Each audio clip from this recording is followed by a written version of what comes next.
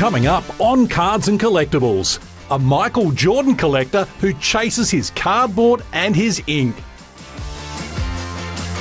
And why these precious gems are the most iconic cards in the hobby today. When I first started collecting the Michael Jordan memorabilia, I would say I was about 16 was my first piece, and my friend owned a card store in Sydney. And he had a piece of memorabilia. I saved up for it. It was $300 back then. It's an artist print of Leroy Newman, who did a painting of Jordan. Jordan signed it, the artist signed it. That was the first piece I got. It just led to everything else that's now in the collection. I had the collection sitting in a room in my house for about 10 years, and I'd literally forgotten about it. And then when The Last Dance came out, the Jordan hype was back, so it kind of reminded me to go and have a look at what I had. That's how the collection came out to be on display today. It's actually the first time I've seen my full collection on display. With the Bulls jerseys I have in the collection, I have pretty much one of each of the jerseys from all his seasons, from rookie up to when he finished. So this is a black pinstripe. This is a Hall of Fame jersey, whereas he's inscribed it Hall of Fame 23. That's a 98 finals jersey, away, front signed. This is a rookie jersey signed on the front. A home jersey, standard 23, a 45 home jersey.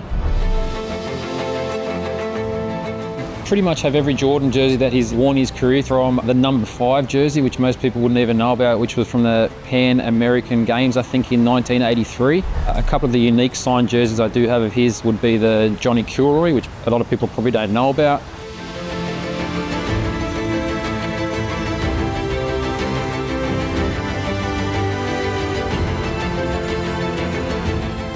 I have a number 12 jersey. Not many people knew he wore it.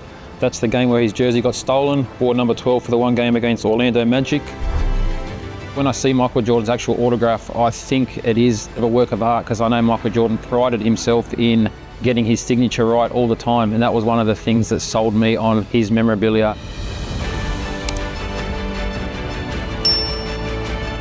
Currently in my collection, I believe there's about 75 signed jerseys, signed shoes. I think I have about 15 or 20 pairs of signed Michael Jordan shoes, signed basketballs. I think it was 13 or 14 at last count. Total, close to 200 items signed by the great man himself, Michael Jordan.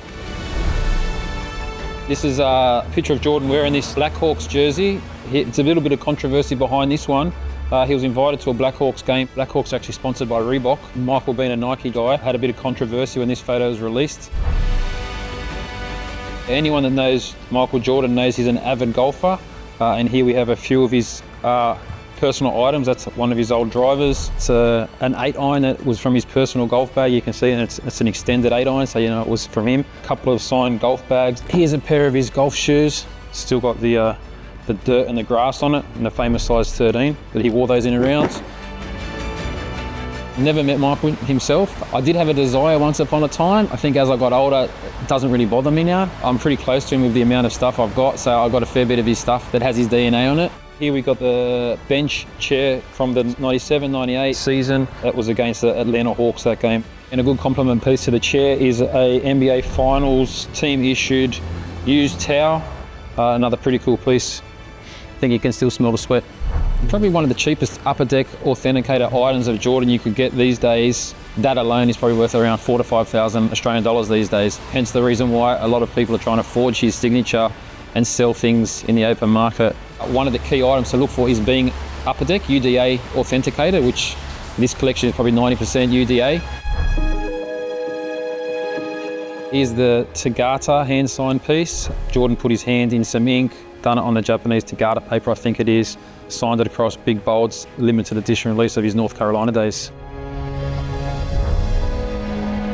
Another item is the 30 years of 23s. That was a limited edition box that Jordan's actually signed a pair of Converse shoes. There was 30 of those made. Jordan kept 7 of those for himself, which he gave out to family and friends as gifts. The other 23 were auctioned for a children's charity in America. I managed to get number 11 of 23, and I believe that's the only one that's outside of America. When I look at the collection as a whole, yeah, it's kind of impressive to me, even though it's mine. I've had it for so long. I don't look at it as money value. I look at it as part of the collection I laboured over the years to find and put together. One day I'd like them to go to my kids. Hopefully they'll appreciate it the way I did. If not, they'll probably cash in, and when Dad checks out, they'll check in. Whether you're looking for singles, boxes or card accessories, Sports Card World has had you covered for over 30 years. Come in and speak with their knowledgeable team about all things cards and collectibles.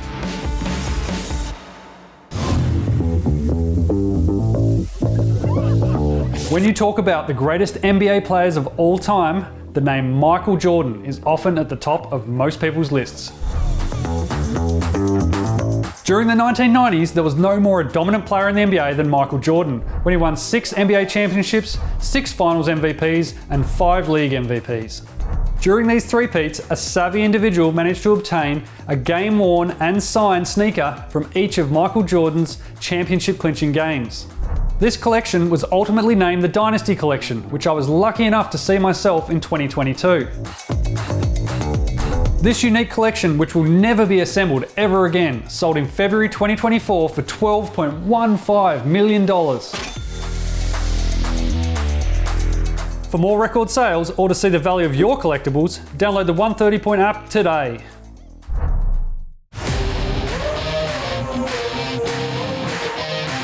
I think when I was about 12 years old, the 92-93 playoff series, something around that, and that's when I kind of fell in love with basketball and Michael Jordan, the man himself.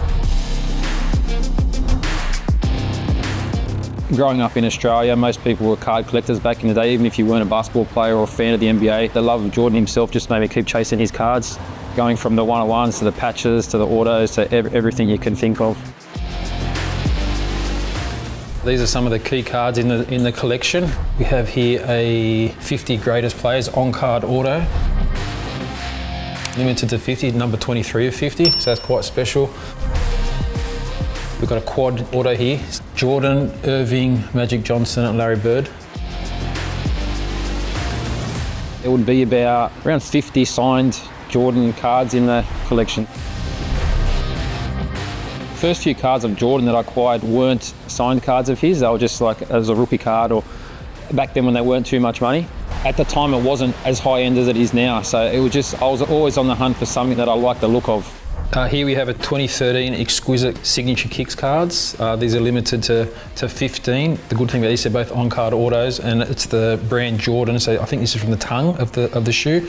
It's got the top and bottom of the Jumpman logo, which is like a set, which is very hard to come by.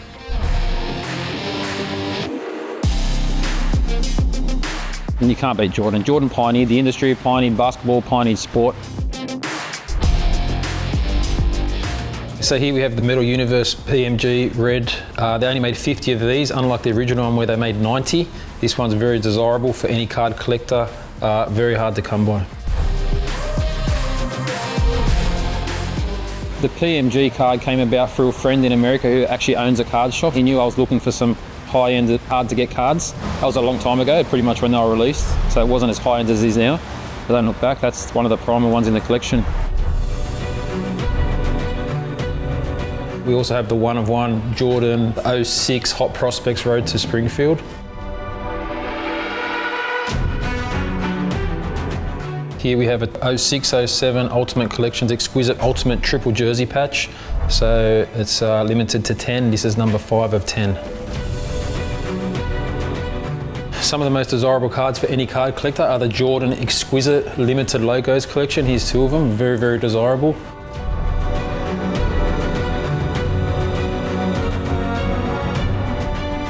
Ultra rare, limited to 50. They're just a cool card. We have, which I consider the holy grail of cards, for me that is anyway. That's a quad auto.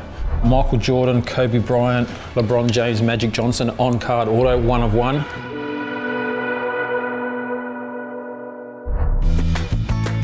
Which AFL signature card sold in a private sale for $50,000? A. Goal kicker quad signature. B. Ablett dual signature. C. Coach's quad signature.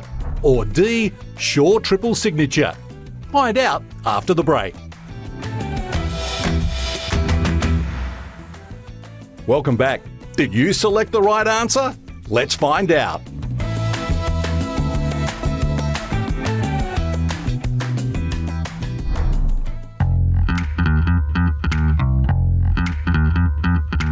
Well, there's been lots of iconic sets over the years, insert sets, parallel sets, but nothing's quite reached legend status like the 97-98 Precious Metal Gems, or PMGs as we call them.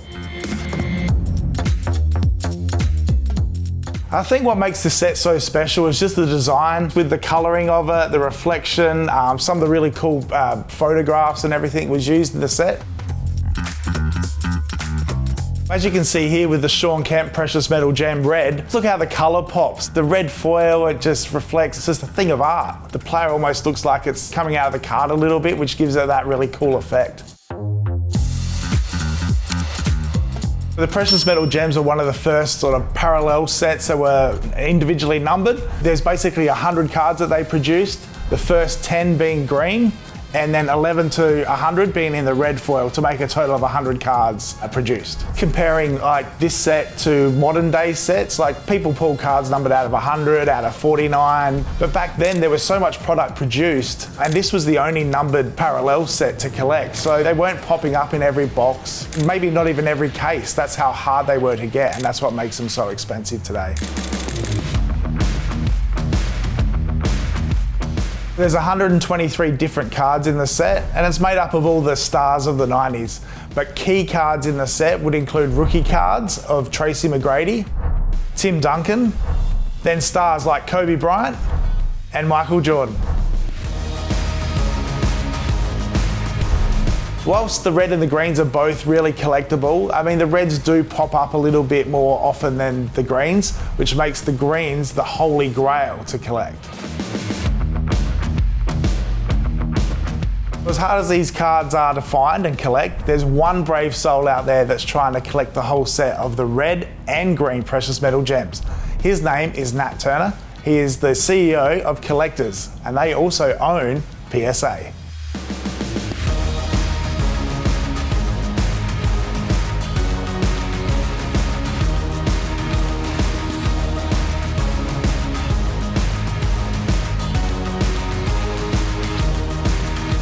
It's really hard to believe. Forget money, it's just so hard to find all these cards. So for someone to actually put that entire set together, just blows my mind. The PMGs were very condition sensitive. The unique foil that they used on the cards made them very easy to sort of chip and peel on the back of the cards. These days, it's very hard to find any in really mint condition. So low grades are very, very common, but people don't seem to mind. Example was a Michael Jordan red PMG, a PSA 5 sold for 600,000 Australian dollars. Yes, I think if there was ever a PSA 9 or a 10 of a PMG, like I think that would be the ultimate collector card. I mean, these things are iconic, and to get it in a really, really high grade, I don't even know if they exist.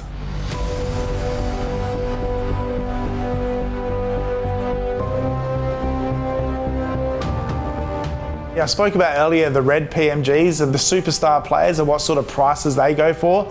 But when they come to the green PMGs, some of the prices will blow your mind.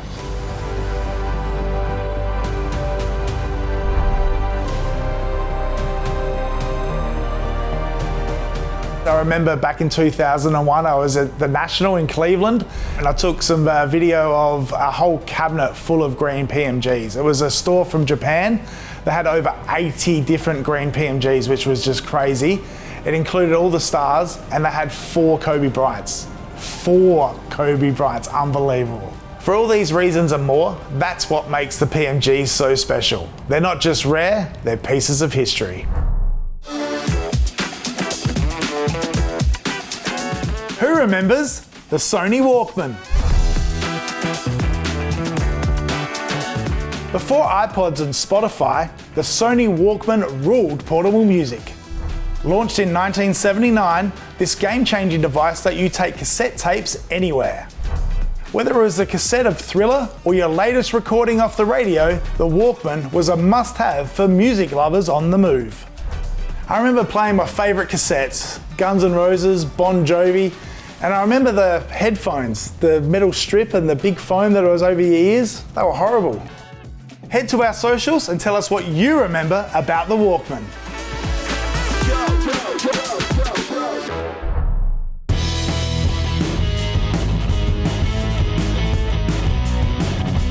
Some of my earliest memories of footy cards would be 9, 10 years old, walking down to the local shop and getting a pack of VFL, AFL cards. I hit a Stephen Kernahan card. When Dad said that he played for Glenelg, I was like, sweet, I'm a Carlton. Carlton's my team. That was pretty much what got me hooked as a kid. The way I like to display my Carlton collection is have each shelf for Cripps and Sam Walsh, being my favourite players in collecting. Cripps, there's so many different cards he's got, but the jumper number dominance card to the 01 headliners card. It's the supremacy sets as well, which are the high-end stuff. I have them each year displayed, but I can't fit the whole set in there as it's quite a large set. I've collected both NBA cards and AFL cards, and as I've gotten older, the AFL one stood out more to me because it was something where I could get all of that team's card. The smallest product run I've seen is out of 25, so there's 25 of that one card, which means there's a chance that I can collect that card myself and get one of those. When I chat to people about collecting AFL cards, it's not something that I always bring up because you do get a bit of a funny look, like, how old are you, sort of look. One of the first questions they ask is, how much is your collection worth? I just sort of say, I'm not sure, I couldn't count it. For insurance purposes, I'd probably have to put a number on it soon. I've only collected Select over the years. Out of all the high-end Carlton cards that Select have bought out, there will be maybe 5 or 6 that I don't have in my collection. The dual captain signature is actually one of the most recent cards I've picked up, even though it's a number of years old. That was one of the cards I never thought I'd see or even own. I'm happy to say it's now in my collection. The Walsh DPS is such a good design. It's probably one of the best designs I think Select have done. They brought out another round of influentials, and Sam Walsh was the influential in that series. Probably the most sought out of that series. Took me a year and a half to get that card. The rush of opening up a pack or hitting a big card in a break, you know, you fist pump the air almost. It's it's awesome. You can't beat it. Hall of Fame legend cards are probably one of the most sought after cards when it comes to AFL collecting.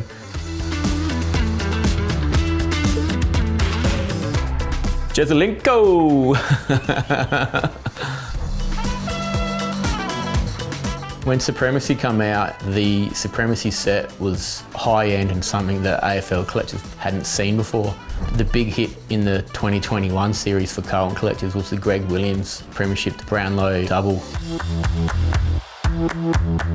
That card was actually gifted to me from a friend because I had helped him out with quite a few Hawthorn cards. Next thing you know, he was on my doorstep saying, hey, thanks for helping me out, this one's for you, and that's one I definitely won't forget. I'd say it'd have to be easily 30 plus years collecting Carlton, which has been a big chase to try and get all of them. In another 20 years' time, I'll still be collecting Carlton cards. I have no intention in selling. It's more about the collecting. It's the hobby for me, not about the money. It's just that buzz of getting that card in your hand and a little bit of feeling like a little kid again. But at the same time, it's getting a piece of the puzzle in your collection that you've been putting together.